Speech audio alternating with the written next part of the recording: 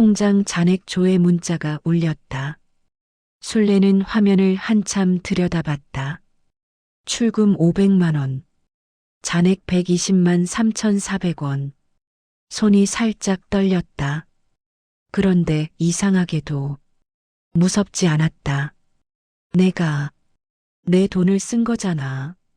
창밖으로 제주 바다가 보였다. 파도 소리, 바람 소리, 68년 살면서 처음 들어보는 소리 같았다. 그 다음 날 아침, 전화가 왔다. 아들 민준이었다. 엄마, 제주도 간 거 알아요. 그리고 통장 확인했어요. 술래는 말이 없었다. 500만 원이에요. 그게 얼마인지 알아요? 엄마 나이에 그 돈 어떻게 채워요? 창문 밖 파도가 여전히 치고 있었다. 술래는 전화기를 내려다봤다. 50년을 남을 위해 살았다. 아버지 위해, 남편 위해, 자식 위해. 그리고 오늘 처음으로 자기 자신한테 돈을 썼다. 그게 죄였다. 그래, 내가 잘못했나? 파도는 계속 쳤다. 대답 없이 이 이야기는 박술래 씨 68세 전직 초등학교 급식실 조리사 남편과 사별한 지 3년 된 여자의 이야기입니다. 오늘도 60대 이상 어르신 여러분께 마음의 울림을 주는 특별한 이야기를 준비했습니다. 구독과 알림 설정 꼭 부탁드립니다. 편안히 앉으셔서 혹은 누우셔서 천천히 들어주세요. 오늘의 이야기 시작하겠습니다. 술래가 자라난 곳은 경북 안동의 작은 마을이었다. 아버지는 농사꾼이었다. 어머니는 말수가 적었다. 그 집에서 셋째 딸로 태어난 술래는 어릴 때부터 들었다. 술래야, 여자는 욕심 부리면 못 써. 알았어? 술래는 고개를 끄덕였다. 왜냐고 묻지 않았다. 묻는 아이가 아니었다. 20살에 안동 버스터미널 매표소에서 일했다. 22에 이종국 씨를 만났다. 공장 다니는 청년이었다. 말이 별로 없고 담배를 피웠고 웃을 때 눈이 작아지는 사람이었다. 그때는 그 눈이 참 좋았어. 23에 결혼했다. 25에 민준이를 낳았다. 28에 혜진이를 낳았다. 그 사이에 연탄불 갈고 기저귀 빨고 도시락 싸고 어느 날 거울을 보니 40이었다.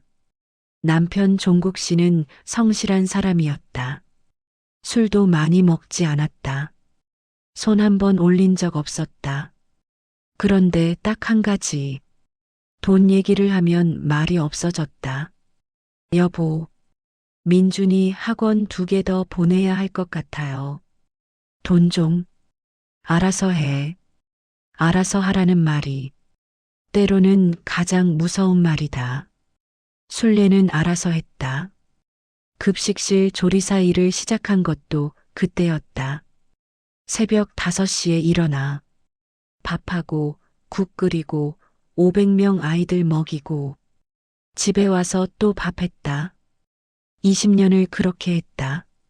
민준이는 대학 나와 회사 들어갔다. 며느리 수진 씨 데려왔다. 결혼식 비용 2천만 원은 순례가 됐다. 혜진이는 서울로 올라가 직장 다니다 남자를 만났다. 전세금 3천만 원은 순례가 보탰다. 줬다는 생각 한 번도 안 했어. 당연한 거니까. 그런데 종국 씨가 갑자기 쓰러졌다. 뇌출혈이었다. 응급실에서 열흘, 중환자실에서 한 달, 그리고 세상을 떠났다. 장례식 날, 술래는 울지 않았다. 아니, 울 수가 없었다. 엄마, 상조보험 서류 어디 있어요?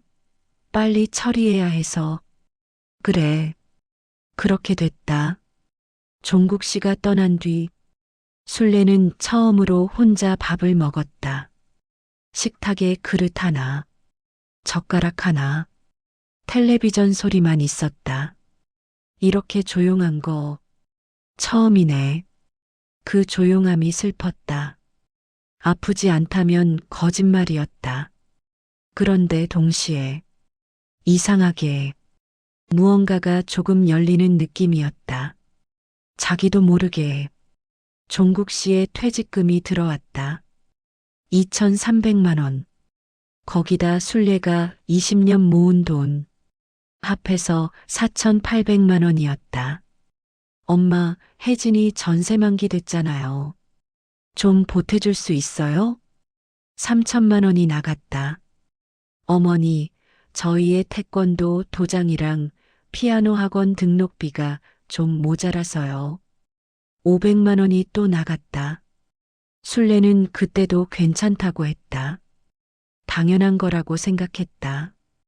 그런데 어느 날 통장을 펴보니 남은 돈이 1,200만 원이었다. 이 돈으로 나는 뭘 하지? 그 질문이 순례의 인생에서 처음 나온 질문이었다. 1,200만 원. 그 돈으로 순례는 처음으로 자기 자신을 생각했다. 그런데 아무것도 떠오르지 않았다. 사건은 순례가 동창 모임에 나갔다가 시작됐다. 국민학교 동창 5명이 모이는 모임. 한 달에 한 번. 순례는 거의 빠지지 않았다. 순례야, 너 요즘 어때? 건강은? 응, 그냥 그래. 별일 없어? 야, 우리 이번에 진짜 가자. 제주도. 나 작년에 혼자 갔다 왔는데 진짜 좋더라고. 올레길이라고 알아? 걸어 다니면서 보는 바다가 진짜. 순례는 그 말을 들으면서 가슴이 살짝 두근거렸다. 이상하게 제주도 나가본 적 없는데 20살부터 68살이 될 때까지 순례는 제주도에 한 번도 간 적이 없었다. 해외는 말할 것도 없었다. 신혼여행도 경주였다. 집에 와서 노트에 써봤다. 제주도 일주일 여행. 숙박 항공 식비 약 80만 원? 계산기 두드려 봤다. 생각보다 비싸지 않았다. 그런데 손이 멈췄다. 이거 내가 가도 되나? 그날 밤 민준이한테 전화를 했다. 민준아, 엄마 제주도 한번 가볼까 하는데. 제주도요? 갑자기요? 응, 귀순이가 좋다더라고. 올레길도 걷고. 엄마 혼자요? 무릎도 안 좋으신데. 그리고 지금 돈 쓸 때 아니잖아요. 나중에 병원비라도 들면. 순례는 전화를 끊었다. 그 말이 오래 머물렀다. 나중에, 나중에는 언제야? 다음 날 혜진이한테도 물어봤다. 혜진아, 엄마 제주도 가고 싶다. 어떻게 생각해? 엄마, 좋지. 근데 혼자 가면 불안하지 않아요? 그냥 집 근처에서 가끔 나들이 하는 게 낫지 않을까요? 혜진이도 반대가 아니었다. 그냥 걱정이라고 했다. 그런데 그 걱정이 어쩐지 엄마를 위한 걱정이 아닌 것 같았다. 내가 가면 안 되는 이유가 뭐지? 그리고 며칠 뒤 수진 씨가 왔다. 점심 먹고 간다고. 순례는 된장찌개 끓이고 생선 구웠다. 수진 씨는 밥을 먹으면서 말을 꺼냈다. 어머니, 제주도 가실 생각이에요? 응, 가볼까 했어. 근데 어머니, 솔직히 말씀드리면 저희도 요즘 좀 빠듯해서요. 민준이 회사도 구조조정 얘기 있고 애들 학원도 많이 들고 만약에 어머니한테 도움 요청할 상황이 생길 수도 있는데 그때 어머니가 돈이 없으시면 저희도 곤란하잖아요. 술래는 숟가락을 내려놓았다. 밥알이 넘어가지 않았다. 지금 뭐라고 한 거야? 수진 씨는 계속 말했다. 차분하고 친절하게. 어머니 돈이 어머니 거라는 거 알아요. 근데 저희 가족이잖아요. 같이 생각해야죠. 여행이 뭐가 그렇게 중요해요. 어머니 연세에, 어머니 연세에. 그 말이 심장 어딘가에 박혔다. 내 연세에는 뭘 하면 되는 건데. 수진 씨가 간 뒤 술래는 설거지를 했다. 뜨거운 물로 천천히 접시 하나하나. 20년 급식실에서 일했다. 누구보다 열심히 살았다. 자식들한테 수천만 원을 줬다. 그런데 내 돈 500만 원으로 일주일 여행 가는 게 가족을 배신하는 일이 됐다. 그날 밤 술래는 혼자 컴퓨터 앞에 앉았다. 손가락이 키보드 위에서 멈췄다가 천천히 움직였다. 제주도 숙박 검색, 항공권 최저가, 올레길 코스, 가면 안 된다는 법은 없잖아. 그리고 그 순간 알림이 하나 왔다. 카카오톡. 귀순이었다. 술래야.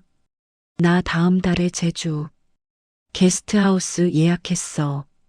너같이 갈 사람 있어? 나 아는 언니 한 명이 합류하는데 같이 가면 반값 나눌 수 있어. 어때? 술래는 한참을 그 메시지를 들여다봤다. 심장이 두근거렸다. 이게 기회인가? 술래는 그날 밤 11시 47분 항공권 예약 버튼을 눌렀다. 가족한테는 아무 말도 하지 않았다. 처음으로 출발 이틀 전 민준이한테 문자가 왔다. 엄마, 이번 주 금요일에 우리 집에 저녁 드시러 와요. 얘기 좀 해요. 술래는 문자를 읽고 잠깐 멈췄다. 무슨 얘기인지 알 것 같았다. 금요일 저녁, 민준이 집에 갔다. 수진 씨가 차린 밥상이 깔끔했다. 갈비찜도 있었다. 무슨 날도 아닌데 갈비찜을. 밥을 먹는 동안 말이 없었다. 아이들이 먹고 방에 들어가고 나서 민준이가 입을 열었다. 엄마, 제주도 예약한 거 알아요. 술래는 수저를 내려놓았다. 어떻게 알았어? 그게 중요한 게 아니잖아요. 엄마, 나 진심으로 하는 말이에요. 지금 우리 집 상황이 좋지 않아요. 회사도 어렵고, 그리고 엄마 건강도 있고, 무릎이랑 혈압이랑, 만약에 혼자 거기서 쓰러지기라도 하면 어떻게 해요? 나 쓰러질 것 같아 보여? 그게 아니라요. 만약을 말하는 거잖아요. 엄마, 수진 씨가 조용히 끼어들었다. 어머니, 저희가 어머니 싫어서 드리는 말씀이 아니에요. 걱정이 돼서 그러는 거잖아요. 술래는 수진 씨 얼굴을 봤다. 밥상 위 갈비찜을 봤다. 이 갈비찜이 뭐하러 나온 건지 이제 알겠다. 술래는 조용히 입을 열었다. 민준아, 예. 엄마가 20년 급식실에서 일했어. 그 돈 어디 갔는지 알아? 내 대학 등록금, 혜진이 전세금, 너희 결혼 비용. 그거 다 엄마가 낸 거야. 그게 지금 무슨 상관이에요? 내 돈이야. 남은 돈이야. 그걸 내가 어디다 쓰는지 왜 내가 결정을 해? 민준이가 한숨을 쉬었다. 엄마, 지금 흥분하신 거예요? 우리가 나쁜 사람이에요? 걱정하는 게 나쁜 거예요? 술래는 말이 막혔다. 흥분한 사람처럼 됐다. 걱정해주는 아들한테 화내는 나쁜 엄마처럼. 아, 이렇게 되는구나. 술래는 일어섰다. 잘 먹었어. 갈게. 엄마 앉아요. 얘기 끝나지 않았잖아요. 끝났어. 현관에서 신발을 신으면서 술래는 손이 떨렸다. 화가 났다. 그런데 더 이상한 건 무섭지 않았다는 것이다. 버스 안에서 술래는 휴대폰을 꺼냈다. 예약 확인 문자를 다시 읽었다. 그리고 두 손으로 꼭 쥐었다. 집에 돌아오니 밤 9시였다. 현관 불 켜고 신발 벗고 냉장고 열었다가 닫았다. 아무것도 먹고 싶지 않았다. 방에 들어가 침대에 앉았다. 종국 씨 사진이 서랍장 위에 있었다. 당신도 그랬지. 나한테 아무것도 물어본 적 없었지. 억울했다. 그런데 그 억울함이 오늘 처음 생긴 게 아니라는 걸 알았다. 50년 전부터 있었는데 그냥 덮어놓고 살았던 것 뿐이었다. 술래는 방 구석 옷장을 열었다. 오래된 박스가 하나 있었다. 열어보니 일기장이었다. 20살 때 쓴 것. 마지막 페이지를 펼쳤다. 손글씨 1975년 봄. 오늘 버스터미널에 첫 출근했다. 월급은 22,000원. 이 돈으로 언젠가 바다 보러 가고 싶다. 제주도. 거기 바다가 제일 파랗다고 했다. 꼭 가볼 것이다.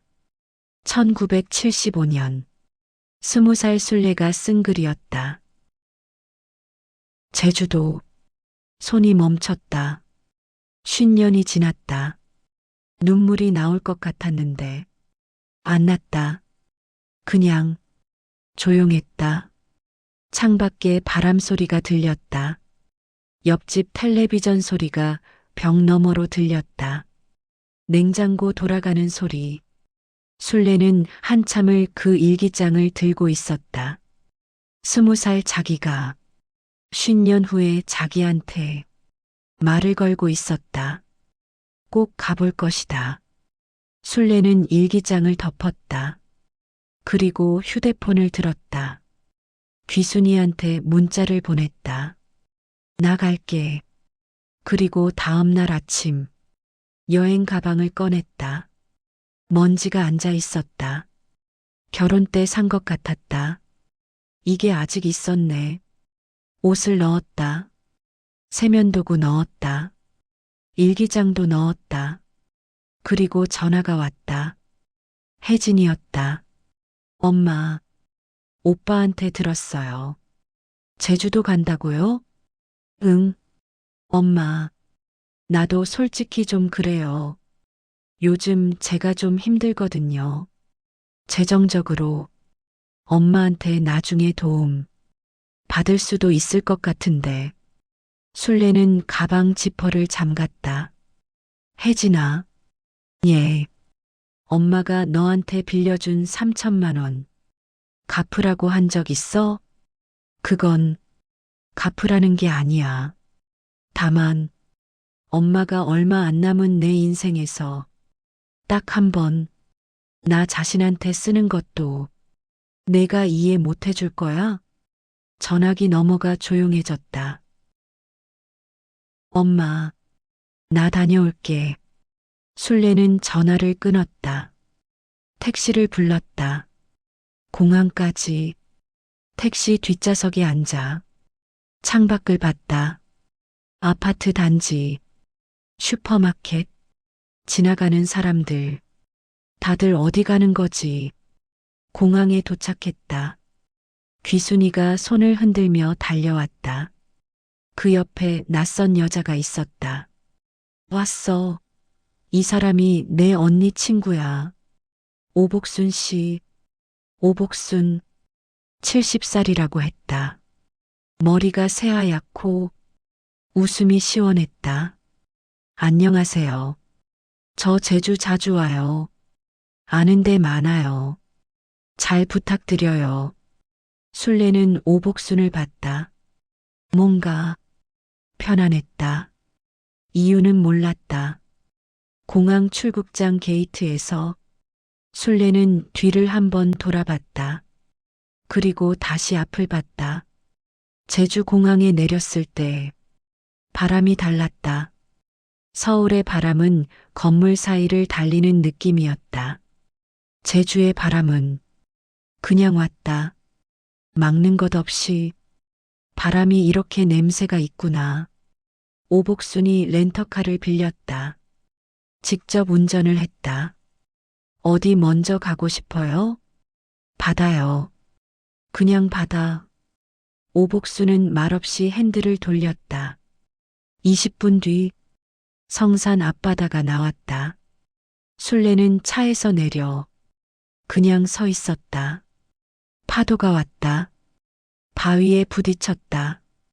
하얀 물보라. 1975년에 쓴 일기가 생각났다. 꼭 가볼 것이다. 50년이 지났다. 왔다. 왔네. 귀순이가 옆에 와서 팔짱을 꼈다. 아무 말도 하지 않았다. 그냥 같이 섰다. 그 사흘째 날 밤, 오복순이 말을 꺼냈다. 게스트하우스 마당에 셋이 앉아 귤을 까면서 저도 자식들한테 많이 들었어요. 나이 들어서 뭐하러 여행 다니냐고. 나도요.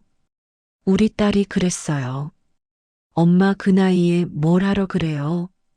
근데 어떻게 했어요? 그냥 갔죠 뭐. 셋이 웃었다. 그 웃음이 술래한테는 처음 느껴보는 종류의 웃음이었다. 술래 씨, 자식들이 반대했어요? 네. 아들이 제 통장 알림을 받는 건지 출금 알리자마자 전화 왔어요. 아, 가족 공유 통장이에요? 아니요. 제가 예전에 민준이를 공동 명의로 설정해 준 게 있어서 그때 보호자 등록이라고 하길래 별 생각 없이 오복순이 귤 껍질을 내려놓았다. 그거 그냥 두면 안 돼요. 무슨 뜻이에요? 제가 전에 비슷한 일 있었어요. 그런 거 그냥 두면 나중에 내 통장인데 내가 마음대로 못하는 일이 생겨요. 법적으로는 아니지만 심리적으로는 이미 그렇게 된 거잖아요. 술래는 한동안 말이 없었다. 심리적으로 이미 그 말이 맞았다. 술래는 자기 돈을 쓰면서 이미 죄인이 된 것처럼 느꼈다. 넷째 날 아침, 술래 전화기가 울렸다. 민준이었다. 술래는 받았다. 엄마, 지금 어디예요? 제주도. 알잖아. 엄마, 오늘 은행 가서 뭔가 신청한 거 있어요? 어제 오복순이 설명해 준 것을 생각했다. 공동명의 해제, 그리고 금융 자기결정권 확인. 응, 내 통장이야. 내가 처리한 거야. 엄마, 그게 무슨 뜻인지 알아요? 이제 저한테 알림도 안 오고, 엄마가 큰 금액 쓸 때 제가 개입도 못 한다는 거잖아요. 그래. 엄마, 그게 지금 잘하는 짓이에요? 우리 가족인데. 민준아, 엄마가 너한테 묻고 싶어. 엄마가 자기 돈 쓰는데 왜 내 허락이 필요해? 허락이 아니라 걱정이라고요. 걱정이면 전화해서 잘 다녀오세요. 하면 돼. 통장 알림 받고, 출금하면 전화하고. 그게 걱정이야? 민준이가 말이 없었다. 나 곧 돌아가. 거기서 할 얘기 있으면 해. 전화를 끊었다. 손이 떨렸다. 전화를 끊고 나서야 심장이 콩닥거렸다. 처음으로 한 말 같다. 오복순이 방에서 나왔다. 차 한 잔을 들고 다 들렸어요. 술래는 쓴웃음을 지었다.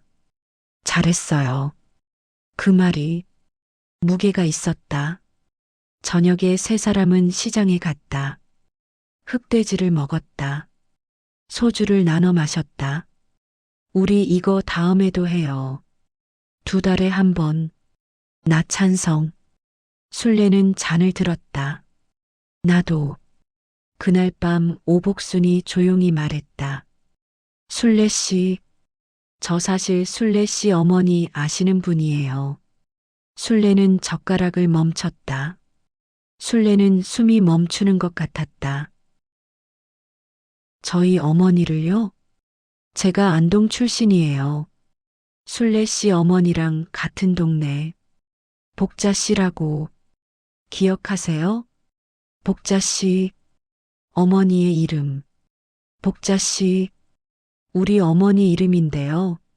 네. 저 어릴 때 자주 놀러 갔어요. 복자 씨 집에. 그 집에 셋째 딸이 있다고. 술래라고. 얌전한 아이라고. 술래는 말이 나오지 않았다. 복자 씨가 돌아가시기 전에 저한테 그랬어요. 우리 술래 잘 살고 있나? 그 아이가 참 착한데. 자기 걱정을 너무 안 해서 그게 걱정이다. 술래는 눈이 뜨거워졌다. 어머니가 돌아가신 게 15년 전이었다. 말년에 치매가 와서 많이 힘드셨다. 술래는 그때도 급식실에서 일하면서 주말에 요양원에 갔다. 그 어머니가 그 말을 하셨구나. 오복순이 술래의 손을 잡았다. 복자 씨가 저한테 부탁했어요. 언젠가 우리 술래를 만나면 그 말을 꼭 전해달라고. 자기 걱정 좀 하면서 살라고. 술래는 고개를 숙였다. 귀순이가 휴지를 내밀었다. 한참을 울었다. 소리 없이 파도 소리가 들렸다. 밤바다. 어머니한테서 온 말이었다. 50년을 돌아서 오복순을 통해서 제주도 밤바다 앞에서 어머니 왔어요. 드디어 귀국하는 날 공항에서 술래는 전화를 받았다. 혜진이었다. 엄마, 저 솔직하게 말할게요. 술래는 의자에 앉았다. 사실 저희 남편이랑 사업 실패했어요. 지난 봄부터. 그래서 엄마한테 돈 빌릴 생각이었어요. 억 단위로. 그게 솔직한 거예요. 엄마가 여행 가는 거 싫었던 이유가 그 돈 아까워서가 아니라 엄마가 나중에 필요할 때 없을까봐. 첫 번째 반전이 확인됐다. 걱정이 아니었다. 필요했던 것이다. 혜진아. 예. 그게 잘못된 게 아니야. 어려우면 도움 요청하는 게 당연하지. 근데 술래는 잠깐 멈췄다. 도움을 받으려면 엄마한테도 선택권이 있어야 해. 줄 수 있는 형편이 되는지, 얼마만큼 줄 수 있는지, 그걸 내가 정해야 해. 내가 통장 감시하면서 정하는 게 아니라. 알아요, 엄마. 집에 가서 얘기하자. 천천히. 전화를 끊었다. 그리고 민준이한테 문자를 보냈다. 집에 가면 얘기하자. 밥 먹으면서. 오복순이 옆에서 봤다. 잘하셨어요. 술래는 작게 웃었다. 복순 씨, 2달 뒤에 또 어디 갈까요? 나 강릉 좋아해요. 커피거리도 있고, 해변도 좋아요. 나도 강릉 가고 싶었어. 셋이 웃었다. 공항 창밖으로. 비행기가 이륙했다. 2달 후. 처음으로. 2달 후를 기대했다. 비행기 안에서 술래는 노트를 꺼냈다. 새 노트였다. 공항 편의점에서 산 첫 줄에 썼다. 2025년 가을 제주도에 왔다. 50년 만에 늦었지만 안 온 것보다는 낫다. 집에 돌아온 다음 날 아침 술래는 은행에 전화를 했다. 새 통장 만들고 싶어요. 제 이름으로만 된 것으로요. 그 다음 주 일요일 민준이와 혜진이가 술래 집에 왔다. 수진 씨도 왔다. 술래는 밥을 했다. 엄마, 제주도 좋았어요? 좋았어. 민준이가 밥을 먹다가 말을 꺼냈다. 엄마, 내가 좀 선 넘었어요. 미안해요. 술래는 민준이를 봤다. 아들이었다. 나쁜 사람이 아니었다. 그냥 몰랐던 것이었다. 민준아, 엄마가 여기서 한 가지만 말할게. 예. 엄마가 어려울 때 도와줄게. 힘들면 얘기해. 근데 엄마도 사람이야. 나도 살고 싶어. 알겠지? 민준이가 고개를 끄덕였다. 수진 씨도 혜진이도 밥을 먹었다. 별 다른 말 없이 그게 충분했다. 저녁에 혼자 남았다. 설거지를 마치고 창문을 열었다. 가을 바람이 들어왔다. 술래는 서랍에서 일기장을 꺼냈다. 1975년 20살 꼭 가볼 것이다. 그 아래 새 노트를 펼쳤다. 갔다, 왔다, 좋았다. 5글자. 그것으로 충분했다. 창밖으로 바람이 지나갔다. 어디선가 귤 냄새가 나는 것 같았다. 착각이었을 수도 있다. 그래도 괜찮았다. 늦은 나이에 찾은 행복이라고 했다. 죄냐고 물었다. 죄가 아니다. 다만 좀 늦었다. 그래도 왔다. 박술래 씨는 그 이후로 2달에 한 번씩 여행을 다닌다. 강릉에도 갔고 전주에도 갔고 통영에도 갔다. 오복순 씨와 귀순 씨와 함께 민준이는 여행 전날이면 문자를 보낸다. 잘 다녀오세요. 딱 그것뿐이다. 그것으로 충분하다. 끝까지 제 이야기를 들어주셔서 감사합니다. 오늘 이야기는 어떠셨나요? 댓글로 소감을 나눠주시면 다음 이야기에 큰 힘이 됩니다.